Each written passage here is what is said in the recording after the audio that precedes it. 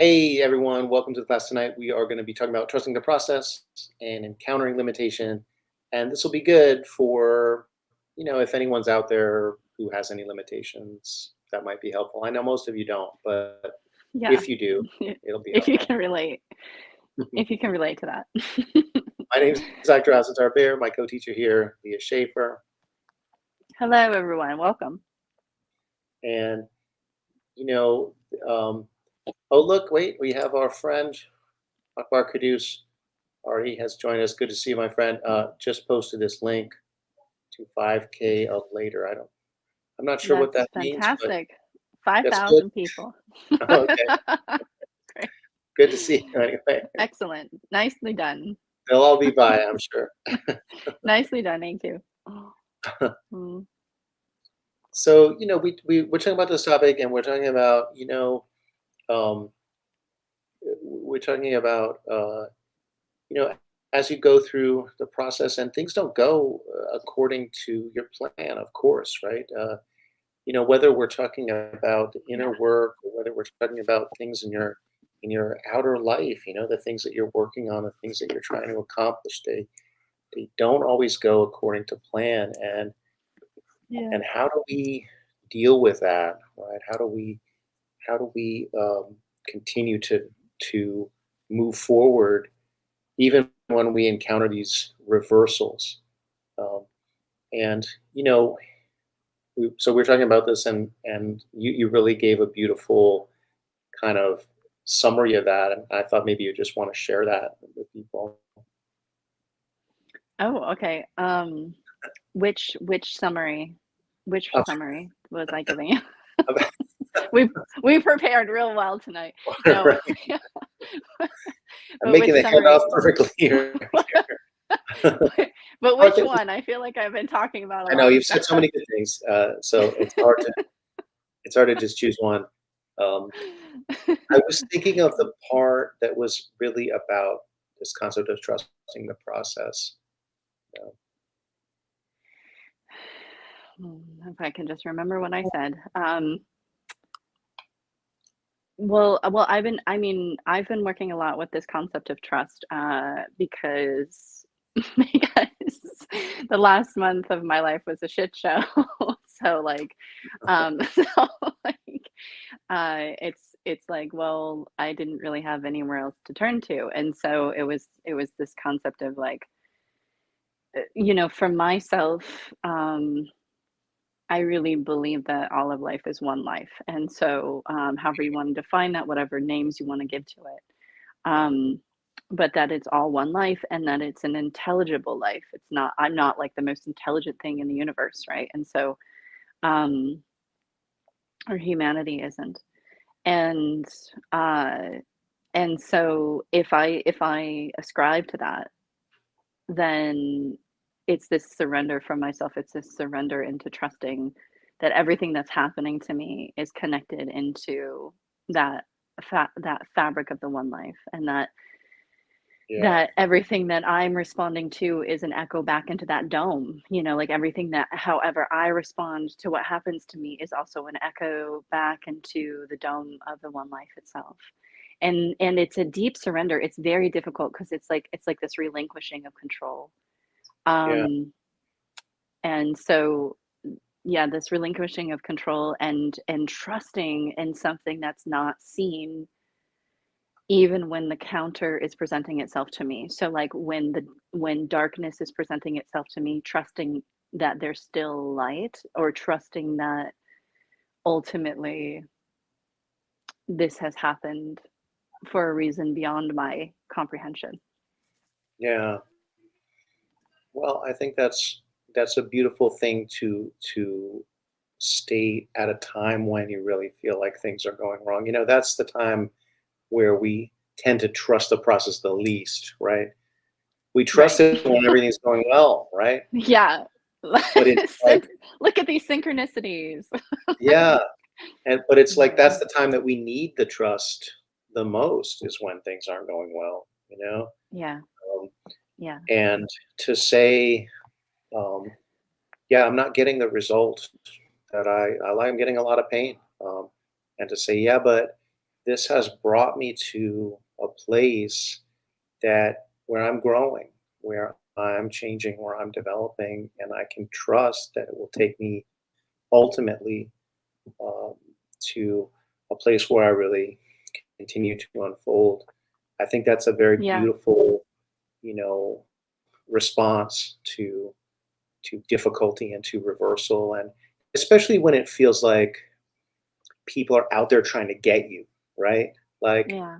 'cause Mhm. that's another whole angle of it, where it's where it feels like, oh, if only I wasn't encountering that kind of limitation. And I think it's really Mhm. interesting because the ancients, and you find this in a lot of spiritual texts, when they're discussing limitation, they discussed it in a particular metaphorical form. You know, Mhm. they discuss that limitation as devils and demons and horrible monsters like this, right?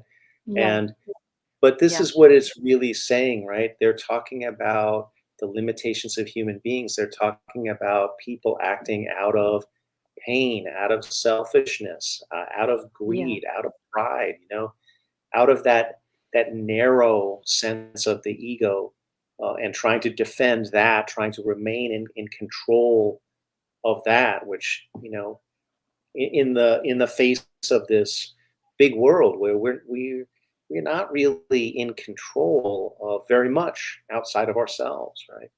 Um, and Yeah. there's Mhm. all of these interesting uh, discussion of this in Hazrat Inayat Khan, the Sufi sage that we look to in our lineage, and he has all of these interesting things to say, and we've been discussing that this week, and so we wanted to share some of that with you. Here's one that we were just talking about.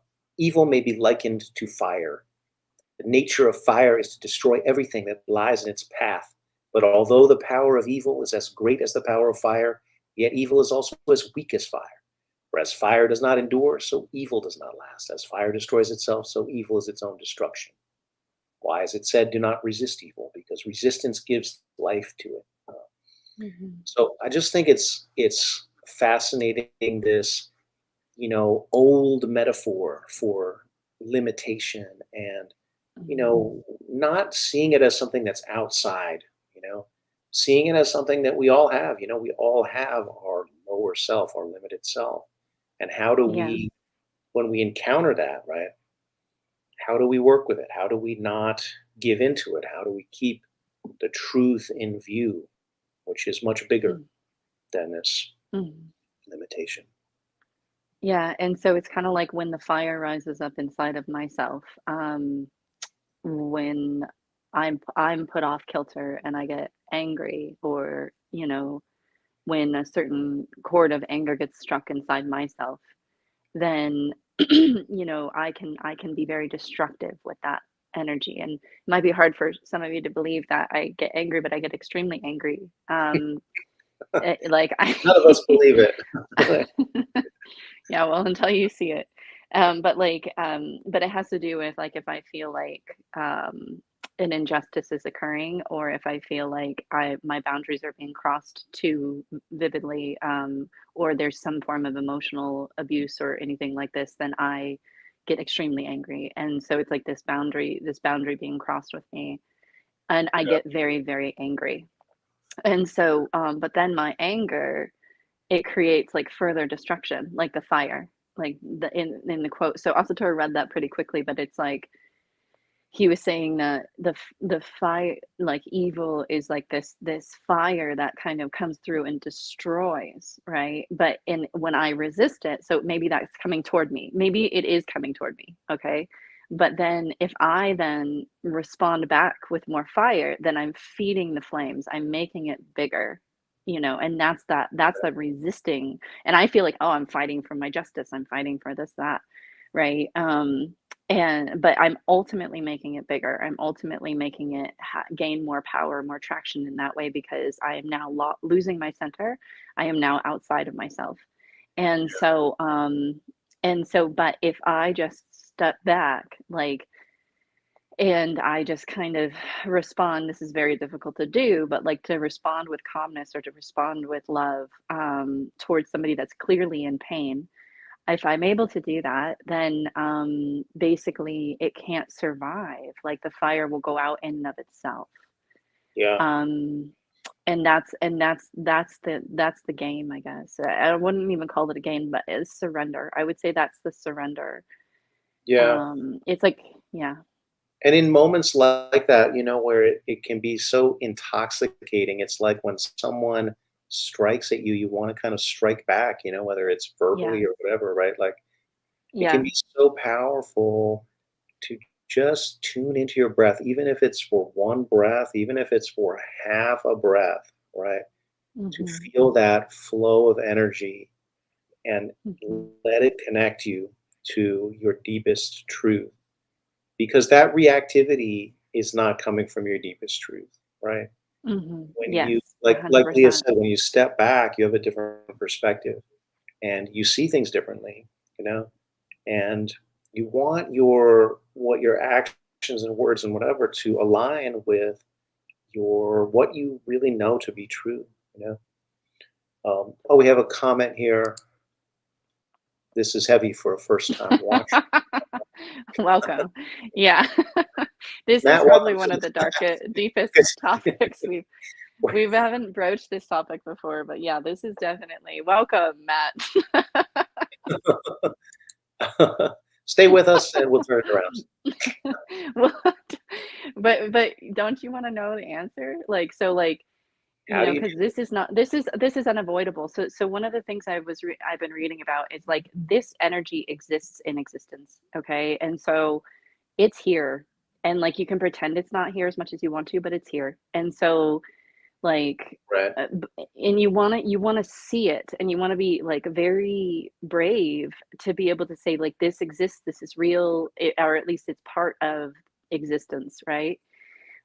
Because when you do that, that's when you have the ability to really overcome it or rise above it energetically. And that's what we're going to work on today in our meditations.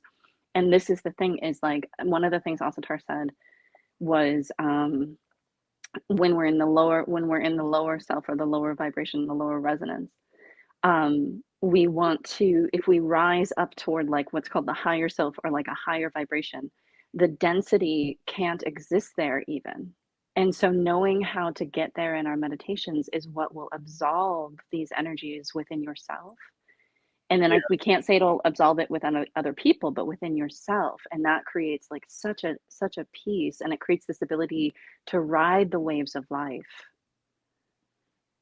absolutely. We have some encouragement here. Don't blow it. Best ever so far. Don't blow it. We'll do our best.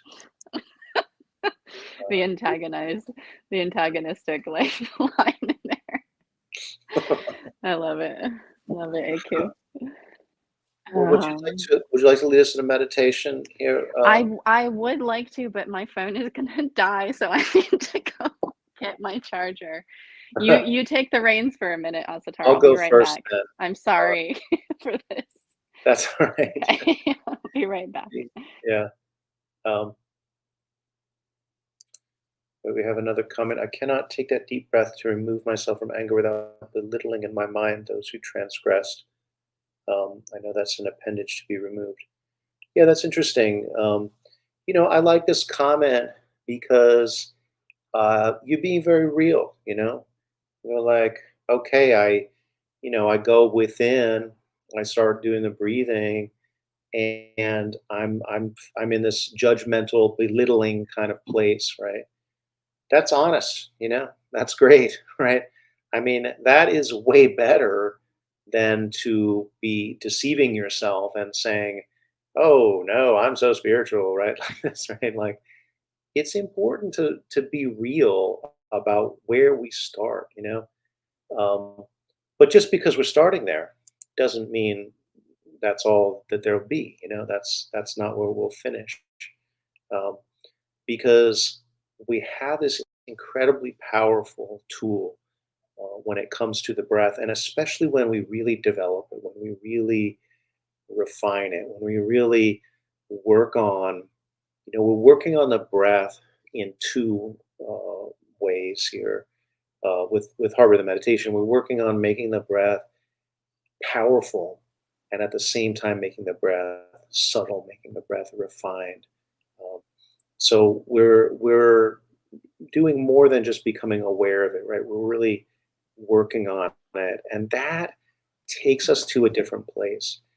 But being honest about where you start is that's perfect, right? Because you know you can't do much when you're proceeding from an inauthentic place, right? To be authentic is a good place to start. So um, Yeah. And life would be really boring if we were perfect, you know, like that's the thing. Um, we're always striving towards something, we're always growing, we're always evolving. And yeah, yeah. are you ready And to start us softly, or should I? yeah. Okay. Okay. All right, everybody, go ahead and take a meditation posture if you can stand it.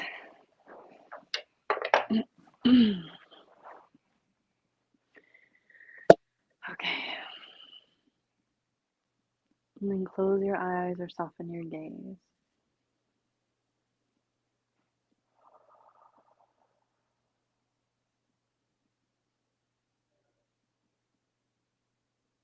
And deepen your breathing.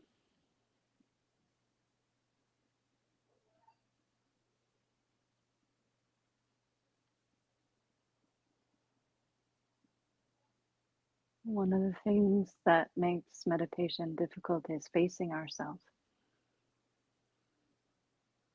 One of the things that makes breathing deeply is feeling what's all in ourselves, the depths of ourselves. There's such a relief in it. So I want to encourage you to be brave and encourage you that there's a light inside of your heart that will never go out. And that light is with you now.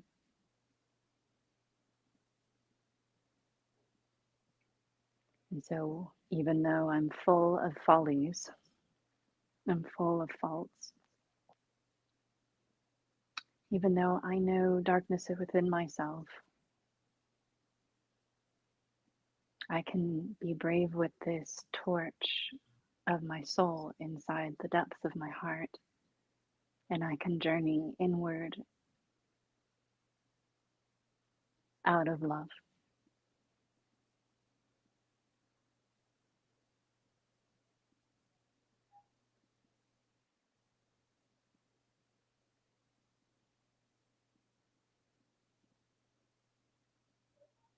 And so, the temptation, usually for most of us, is to breathe into our chest. When I say deepen my breath or deepen your breath, you might end up breathing deeply, but all into the chest. But you want to almost imagine that your breath could go to your tailbone, that it could weave its way through your organs,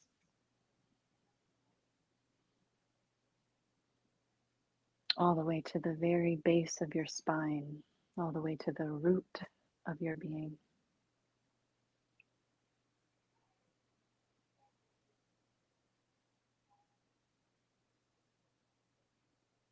And you fill yourself up with your breath from the bottom, from the root, from the base of your spine,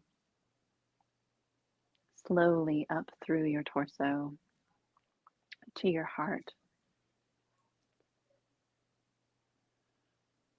like water filling up a glass. And with breath, you're letting the energy of true love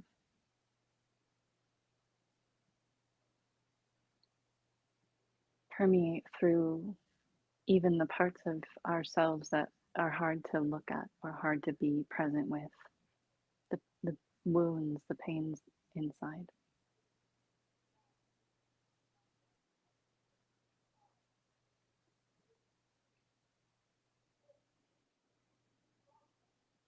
Your breath is life itself. Your breath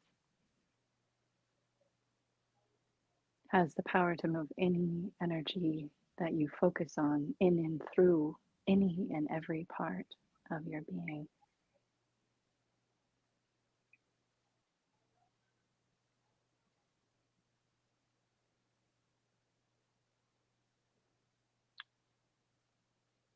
And tonight I offered the energy of love to start with,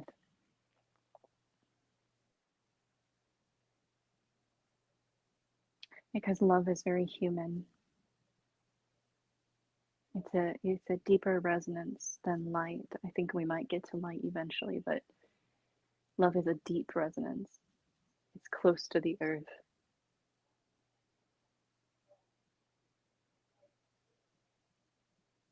And anytime that I start to react to something from my own trigger of my own pain, and I start to create ugliness in myself or destruction within my life, knowingly, maybe not able to stop myself, even if I'm conscious of what's happening.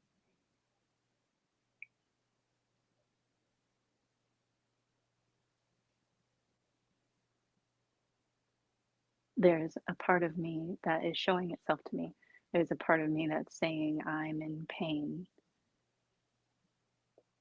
right? And so that's why we breathe love in, is because that part of us needs that energy more than we can even really realize or want to admit.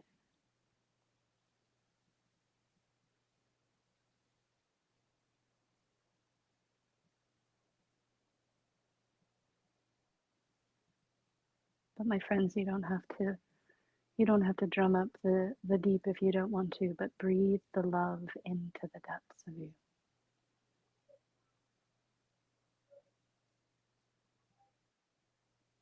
And I mean the love with a capital L, the truest love that outlasts all lives, that lives within all of life.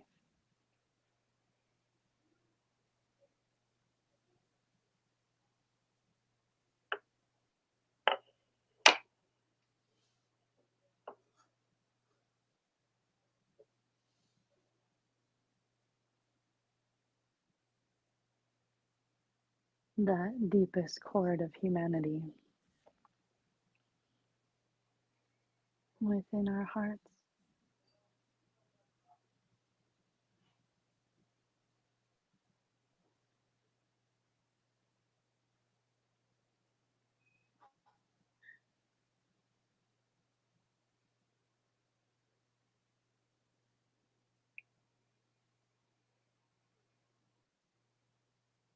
And whatever I'm feeling, whatever I'm going through, I do have control over, I mean, not all the time, but I have more control over myself, what's happening inside of me. And so, whatever comes up for you with this topic, this is the time, the opportunity to try to bring that part of you into a different vibrational resonance.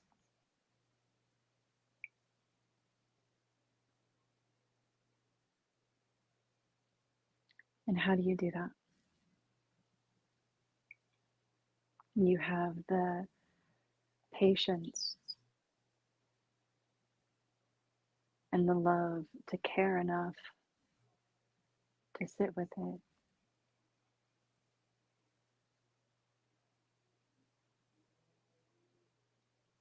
and perhaps even a surrender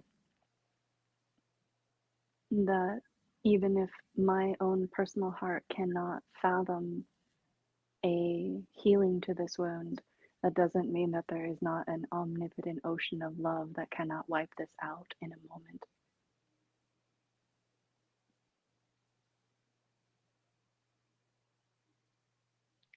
And that's the power of your breath.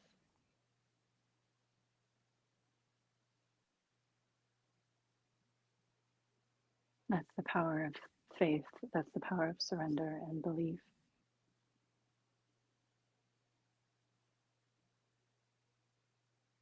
Even though this part of me is everything to the contrary, it's showing me my limitations.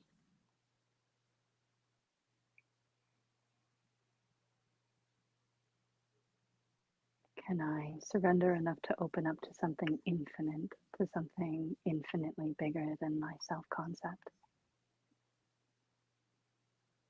And then can I be vulnerable enough to breathe that in?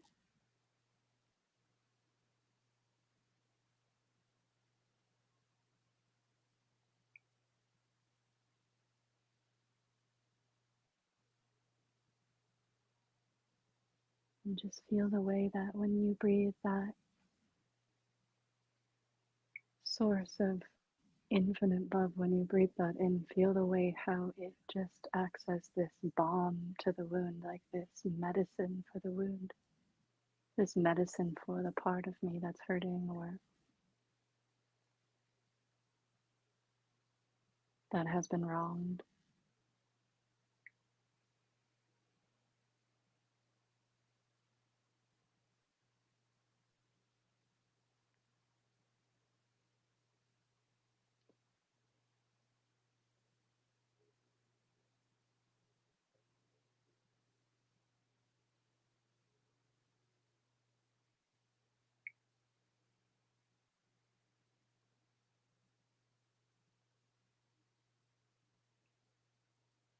Let yourself open up to that medicine. If you can be brave enough to be that vulnerable, it'll feel so good.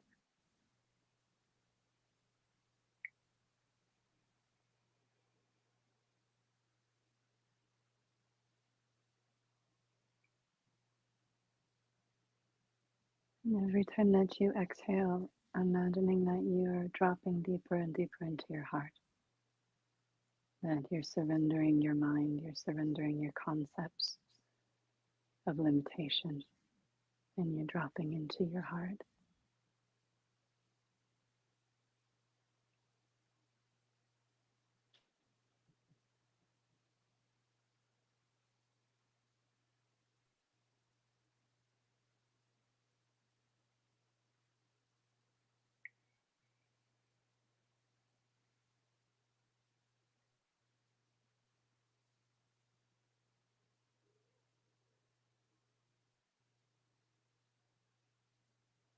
I believe that all hearts want to ultimately love and be loved.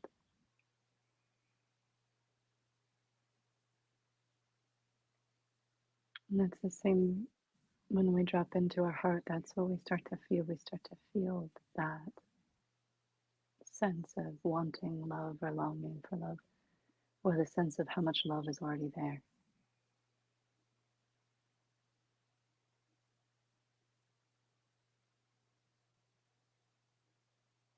And sometimes it feels like it gets robbed or stolen from us. And that's why we open back up to the infinite. Because if I can't fill up my own cup, there's a source of energy that can fill up beyond what I can even hold, beyond anything I could really imagine or describe.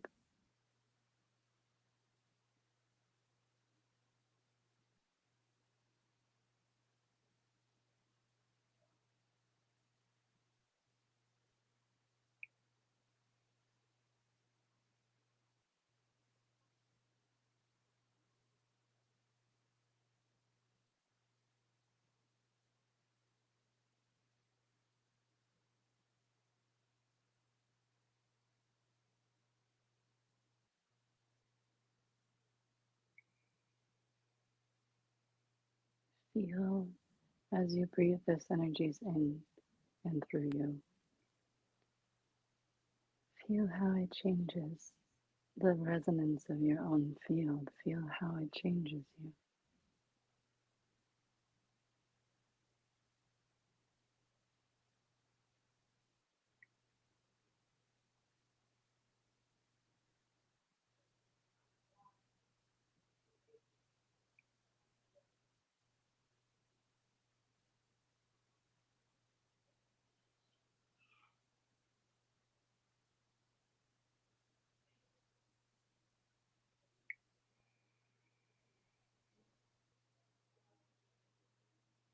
You're changing your vibrational field by doing this.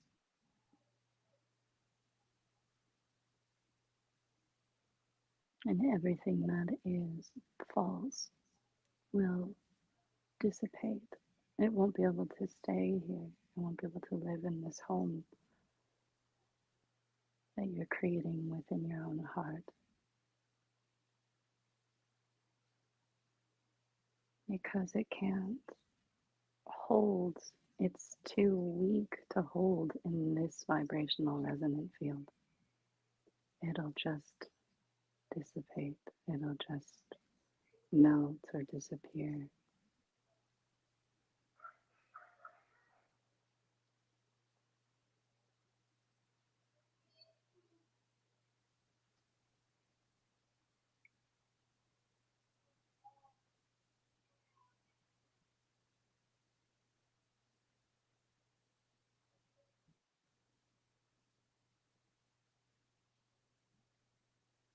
And then let's anchor into our heart.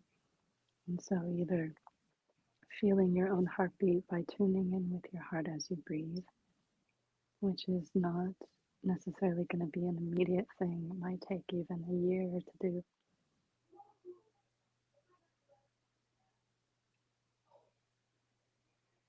But tuning up with your own heartbeat, tuning up with your own internal drum.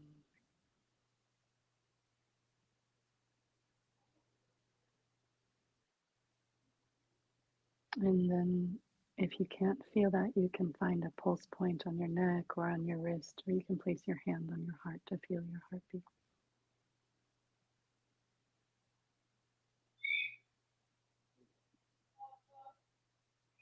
And keep breathing this way, deep, full breath while you feel your heartbeat.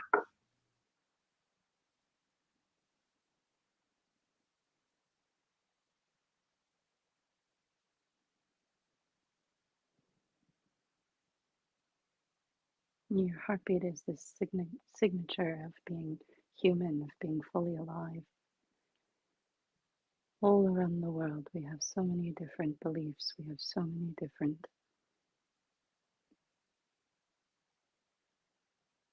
mythologies, we have so many different systems for living. But we all have a heart, and all of our hearts are drumming inside of our chest, just like this, just like your own.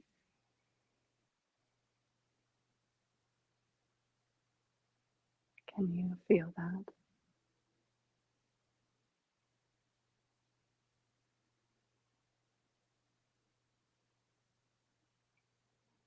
Can you feel how hungry they all are, how much they're longing for love too, and to live, to be fully alive, to be fully alive.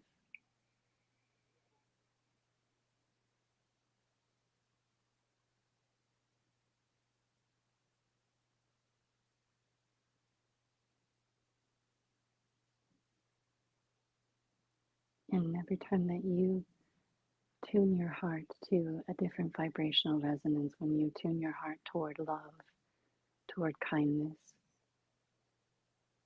you help it spread more, you help it be in life more, and it helps all the hearts that are inside of your own. It gives them that relief, it gives them that same medicine, because your hearts are connected even now.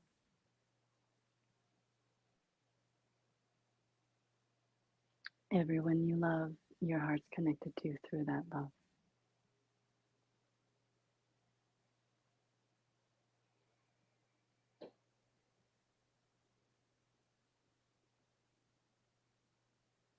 Mm. For heart rhythm meditation, we then bring our breath into rhythm with our heartbeat. And we recommend 8 heartbeats in, 8 heartbeats out. If you've been practicing for some time, I want you to put a name on your heartbeat. Kuan Yin comes to mind because she is such an embodiment of compassion. And she's always pictured as luminous, and she's pictured riding on top of a dragon, on top of the waves of the ocean, right? So she's risen above vibrationally, she's risen above being thrashed around by life, struggling.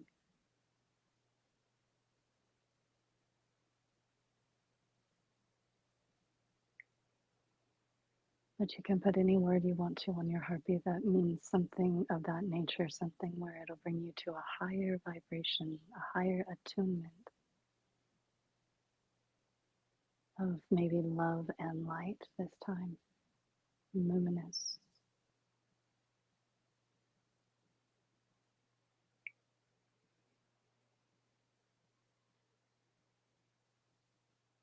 And if you haven't quite found a name yet, you could just feel your heartbeat and try to say that it's knocking on your own internal doors, trying to help you remember the light that's already within.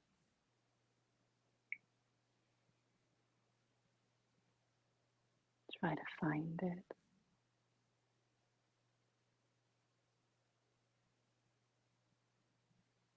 Know you are worthy of your own soul and the light within that soul at every given moment.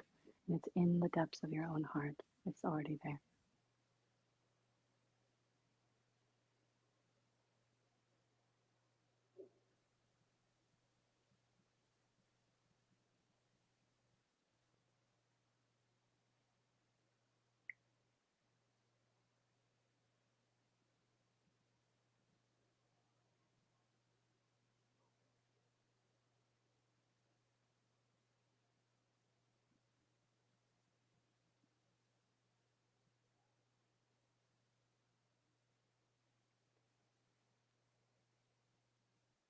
This is a light within you that will never go out, no matter how much darkness comes your way, no matter how much darkness might even be within already.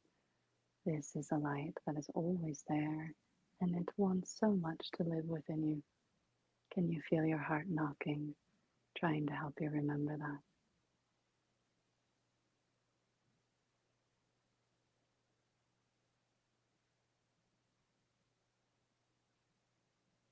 With the next few breaths, let that light shine within.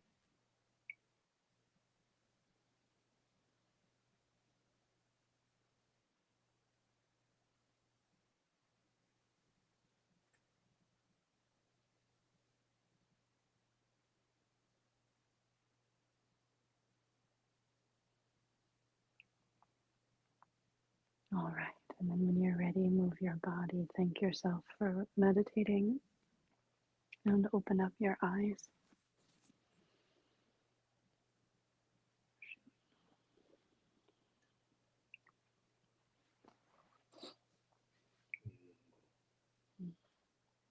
Thank you, Leon. Nice meditation. Thank you, Asta. Hmm. Mm. Many years ago, I was on a retreat, and these things happen. You have these trains of thought as you're meditating, and even imagery that's, at least for me, that's like a dream or a vision. And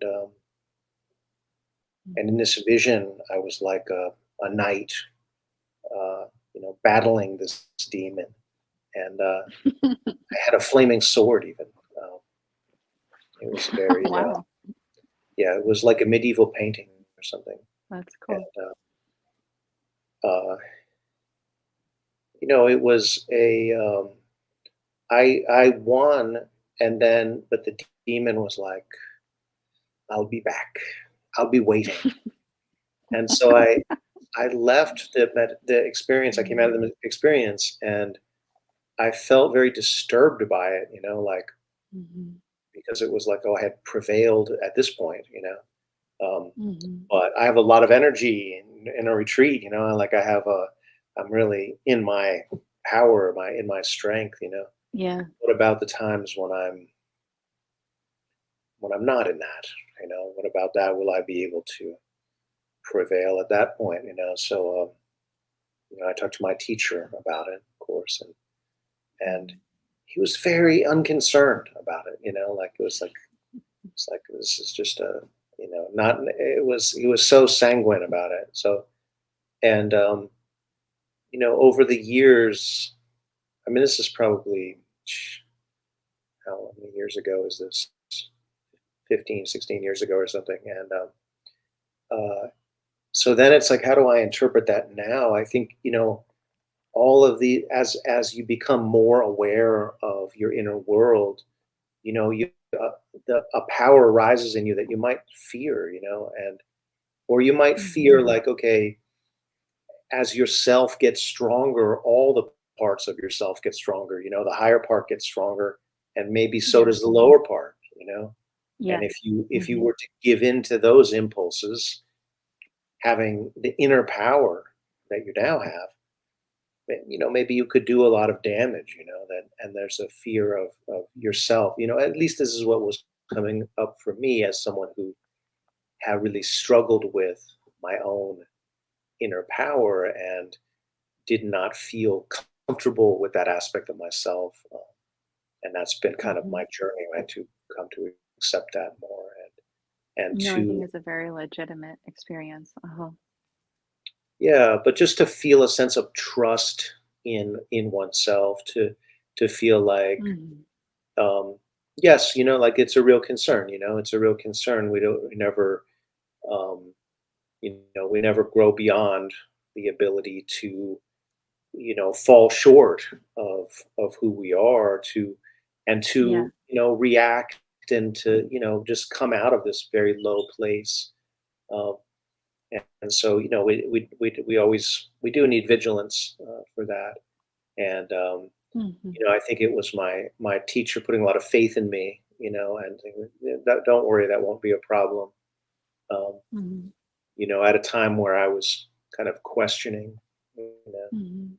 um, Well, um, so were you gonna continue? Sorry. no, we have a request to clarify uh, a line in the meditation, the sugar of pain.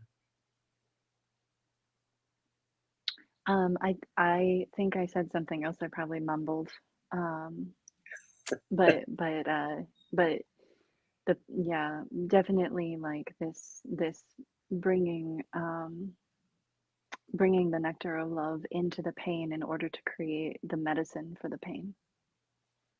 So in order to like basically heal within myself or within ourselves, so that we don't have to carry it around like a bitterness, like a poison inside of ourselves. And this ultimately will create the change in resonance, the change of vibrational field that will allow whatever like darkness is around us to dissipate. Um, but in what was interesting, Asatar, about what you said was that thank you for your question. What was interesting, Asatar, about what you said was that you were battling it, and like this is the thing that really has been coming to me, because I've tried to battle these forces before, and I get Right. hurt really really badly. I've been hurt really badly from doing that, and so um what Paran Bear, one of our teachers, has said is that to allow the star of divine light to shine in my heart, and to like basically not resist it, not fight it, what that darkness that comes toward me, but to shine light within my heart and just be with whatever is there and be with that. Yeah. Um, um, and and again, I really feel like it comes back to that, like changing the vibrational resonance within. And by changing the vibrational resonance within, it doesn't you're and I'm not on the battlefield. If I'm on the battlefield, it perpetuates itself. It's like I hit it, it hits me back, right? Yeah. But if I'm in that divine light and that divine light is resonating through, then it changes everything. Yeah. And it changes, like it makes it's like I'm no longer playing the game in a way. Do you know? Fighting is like the I've game. like rem Right. Right. Yeah, and I've removed myself from the game, and it's really just not, I think it's just like not fun in a way. at that Yeah, point. But also that it does something to like it's so the vibrational force is so strong. You can go into these unity consciousness experiences and you can go into them either through love or light or something else. yeah, And when you're in that resonant field, it's so strong that these denser energies can't exist within it. They can't exist in unity, they can only exist in duality. And so therefore they dissipate or they can't harm as much. yeah. Well, thanks for bringing us back to the point because that is definitely where I wanted to go with the story. Oh, cool. That just that when you shift away from that energy that says like no, I got to fight this. Like the the the higher and lower don't need to fight. That there's a unity that's bigger than this. Mhm. And that in the times where I didn't have the presence of mind during that particular meditation, but like in the times where this happened subsequently, this thing coming up that I feared, the times that I've remembered to just embrace that into my heart and trust that my truth is the light, right? And this is just a shadow, it Yeah. can't exist there. And that, but also to recognize, right, this is coming from me. This is a part of me, and I can embrace all parts of myself. There's a place for Yeah. each part. Um, Yeah. but it doesn't mean that we let it be in control. I mean, we Yes. might That's such a good experience. point. We're going to experience, fear. We're going to experience all of these things that are spoken of as sins. We're going to experience pride. We're going to experience greed. We're going to experience lust. All these things, right? Like, but do we decide to put those things in charge? Like, Yes, that's the key. That's the yeah, difference. we don't, right? We trust in because these are very limited, right? Like that's putting limitation where truth Mhm. needs to be, you know? Yeah. And so, well, we're getting short on time, so let's work on this a little bit. Yeah. The Also, Tara, I meditation. want to suggest that you allow us to go a little over so that we can go fully into your meditation altogether. All right. See where the Let's mood takes break the rules. Let's break- us. Okay. Hmm. All right. Well, assume a good upright meditation posture and tune into your breath. So we're working on the basic elements, the foundation of Heart Rhythm meditation, this method that comes out of Sufism, the Sufism of Hazrat Inayat Khan.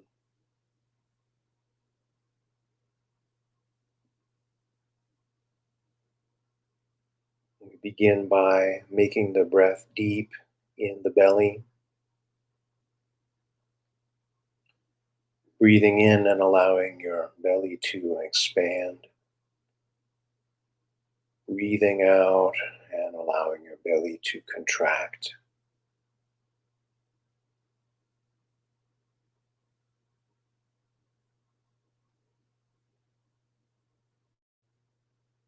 Taking us down into the depths of our being. So often our energy is very high, our energy is around our heads. As we breathe into our bellies, our energy follows. Our energy sinks into our bodies.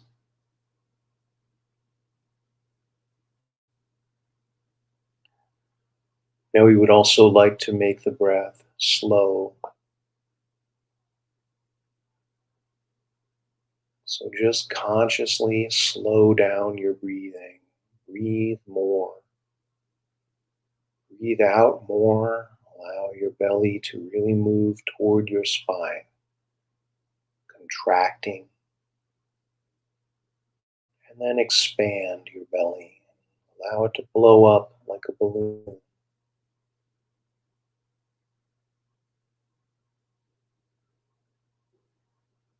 We would also like to make the breath rhythmic and heart centered. And we can do this by breathing in for the same number of heartbeats as we breathe out. And Leah gave us some wonderful techniques for if we have difficulty sensing the heartbeat. Same number of beats on the inhalation as we have on the exhalation. Rhythmic breathing, tuning into your heartbeat. And if you work on this practice, I would like to take it on as a goal to get to the point where you can do 8 beats in and 8 beats out.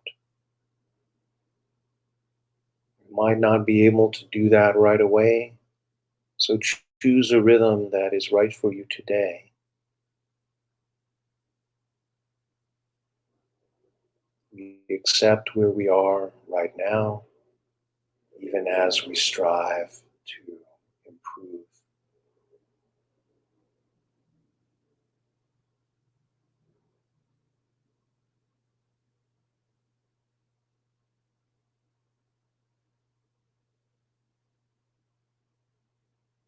The final step is to make the breath full.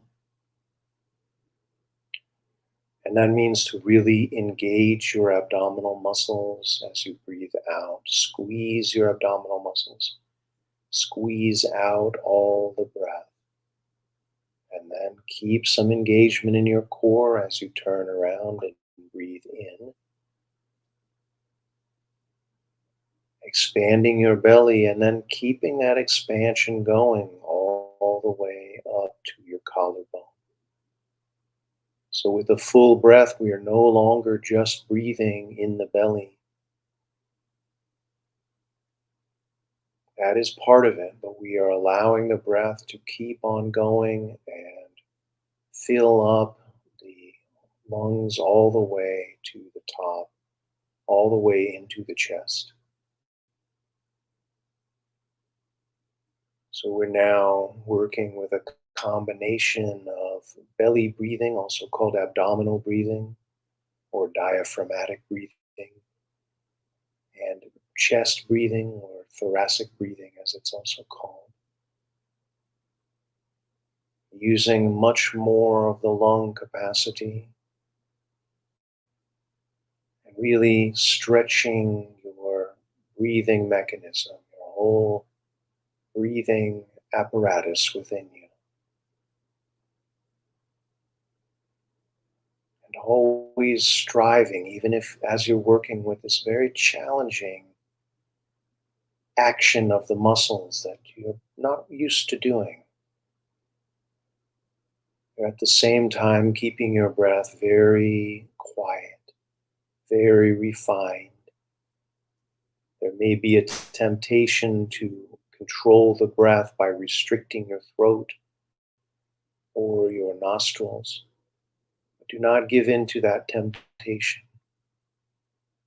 Control the breath by means of your core.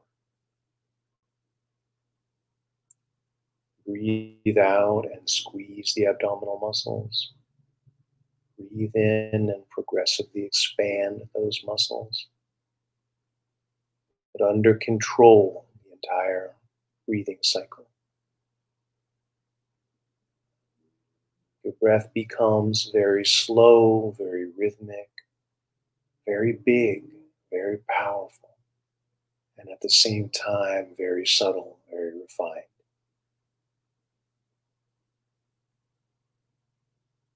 This is the base, this is the foundation. And then we turn toward an exploration of the inner heart.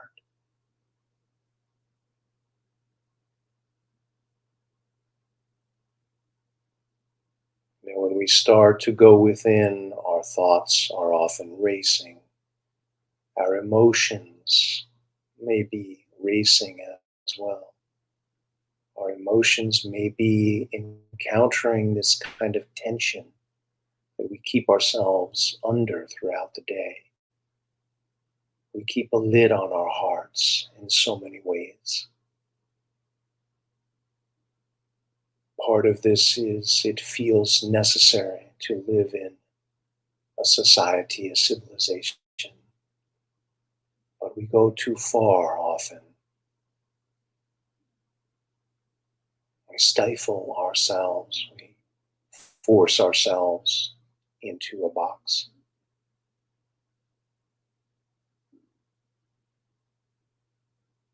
And as we make a conscious decision to enter our hearts, to go deeply within,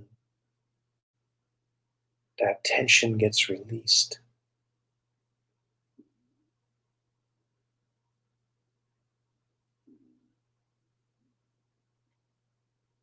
So try saying that to yourself. I am choosing to go within my heart to feel all that is there. It takes tremendous courage to go deeply within and say, I embrace it all.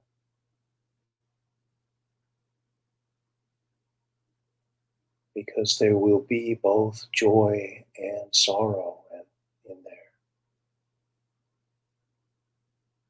Your heart is full of love, and there's also going to be pain in there. That is a reality. We would do you no service if we made it sound like it's all rainbows and chocolate and unicorns in the heart. It's not.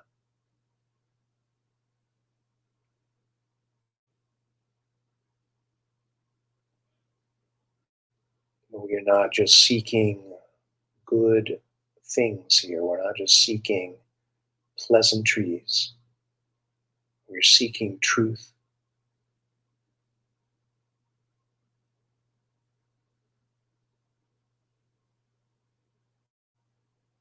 And that truth can be found deep within your heart. So, how do you approach it? You start by where you are. Your thoughts are racing around. That's fine. Stay with your breath. Do your practice. It's challenging. It should push you, especially as you start. It gives your mind something to do. Naturally, you will get distracted. Return your attention to your breath, making your breath deep, slow, rhythmic, heart centered, and full.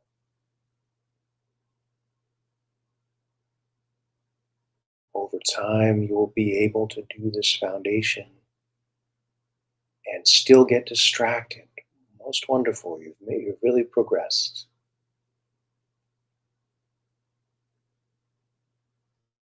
Stressful thoughts go through your mind, and you say, what is beneath them?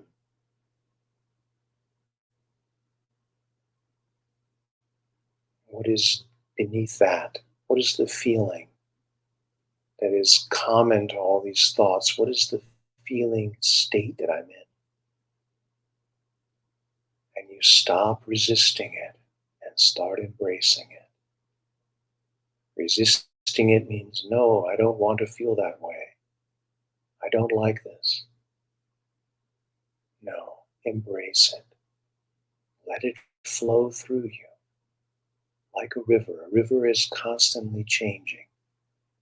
And when your feelings are allowed to flow through you, they too will change. They too will transform. Go into that feeling and find a feeling that is beneath it. A deeper feeling. Feeling beneath that feeling permeates it.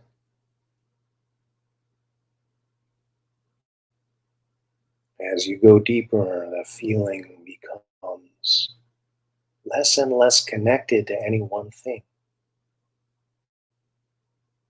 It becomes a vast river of emotion.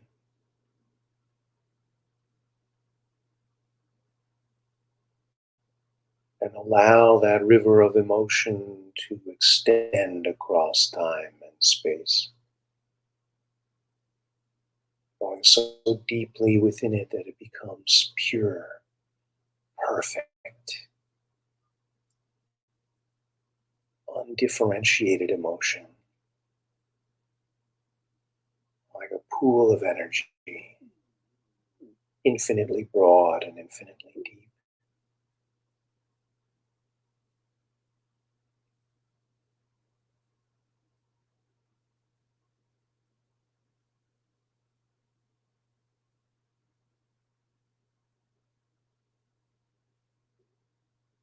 When you feel your heart from this perspective,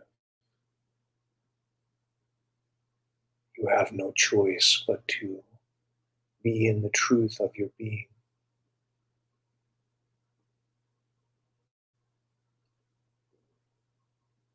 Maybe you started with stress or anger or frustration. Maybe you started with a complaint, but here there is what is there? I mean, is the just the unlimited feeling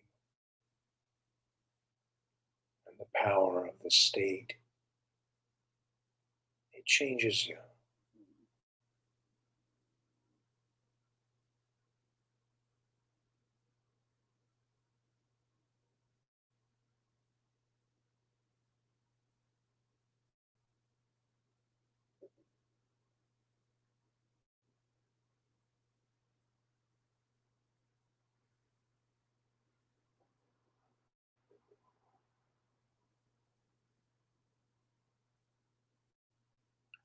When you tap into the power of your heart, the truth of your heart, it becomes very easy to trust that.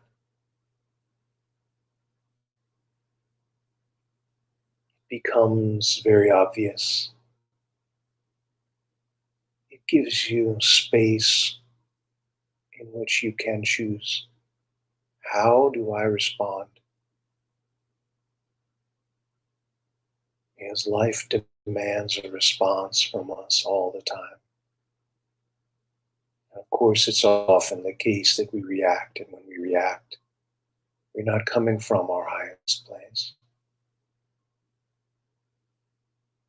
We're coming from a place of limitation, a place of doubt, of fear, of delusion. Maybe we're coming from a place of foolish hopes. If only it could be this way, perhaps that's where we come from, rather than seeing how it actually is in this moment.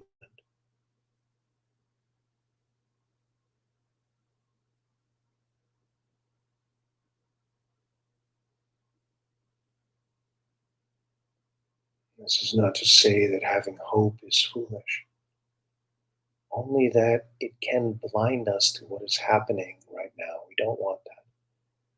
We want to be very sensitive to where we are now, and at the same time know this is not how it needs to be. Just because this is how it is now, that is not how this story ends.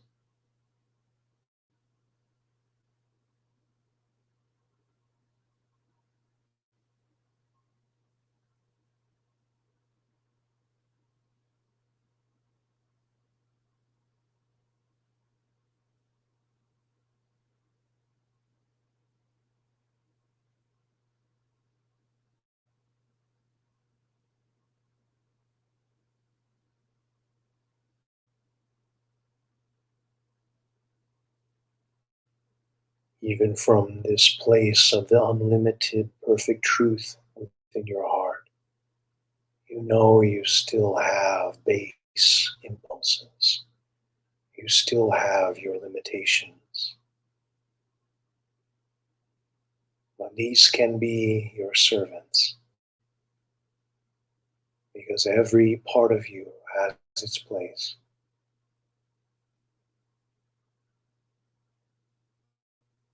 There is a place for fear. Fear lets us know that there's danger. There's a place for pride. We cannot do big things without having a sense of self, without feeling like our self can do things.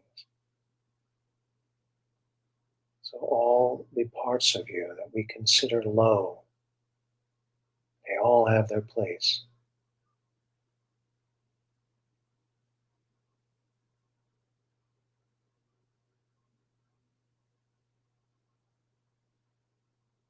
You're not trying to erase anything, we're not trying to belittle anything, but we can choose who runs the show.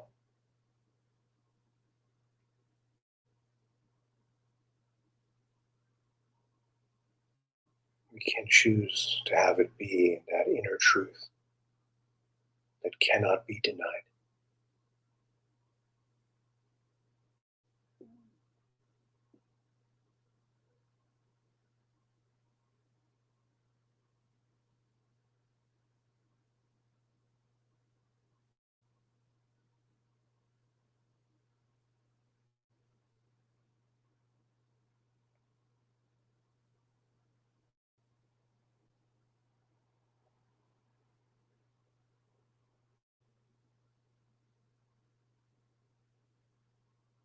All right, and when you're ready, then you open your eyes and end your meditation.